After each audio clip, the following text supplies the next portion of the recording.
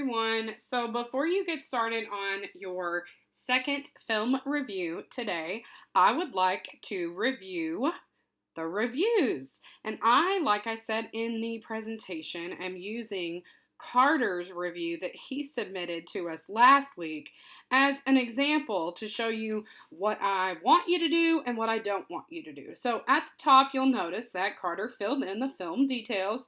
He decided to watch Cry of the Werewolf, which is a really old black and white monster movie. And he rated it 4 stars. So before we get into the review itself, let's just talk real quick. So he did not put this picture in here. I actually put this picture in here.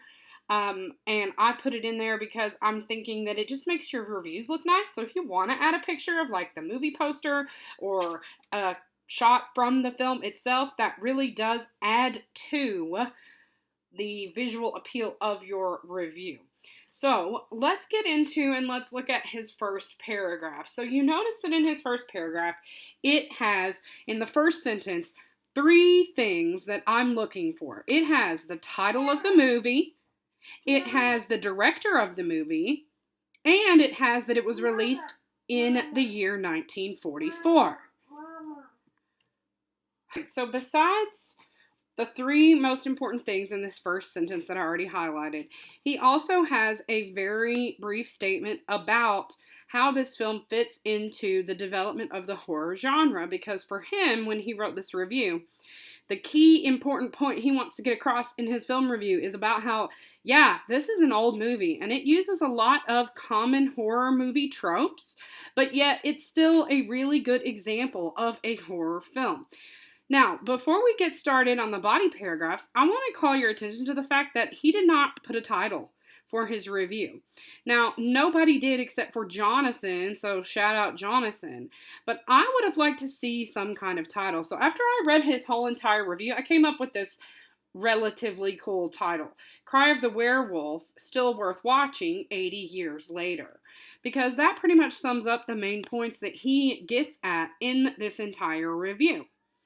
Now, you notice that the next paragraph is talking about the plot. It begins with the first narrative act. It's setting the scene for us, giving me background information, what happens in the beginning part of the movie. Now, he does a really good job with this, except for a couple little notes that I would like to point out to you all. And that is, if you look at these names, this name Princess, this is not brought up until in the middle of the paragraph, and it comes out of nowhere because I don't know who that is. And remember, you're writing a movie review as if the person has never seen the movie, so they need to be aware of who the characters are and what the princess's relationship is to Marie Latour, the infamous dead vampire woman.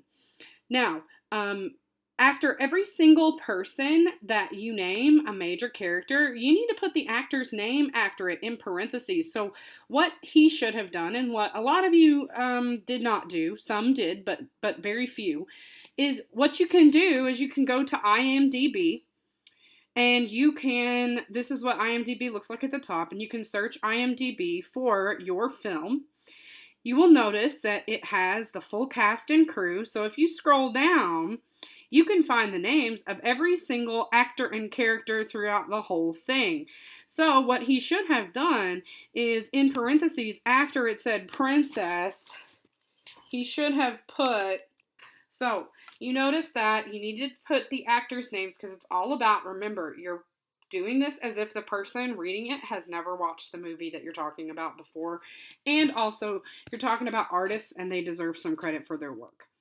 Now, one other weakness that I found in this review, even though it's really good, is that I feel like the second paragraph is missing something. Perhaps in this paragraph, instead of leaving it off with how the movie follows Bob and Elsa's search for information about his father's death and the possible connection to gypsies, maybe he could have given us another sentence that said, as the two race against the clock to solve the mystery, comma, things take a bizarre and supernatural turn,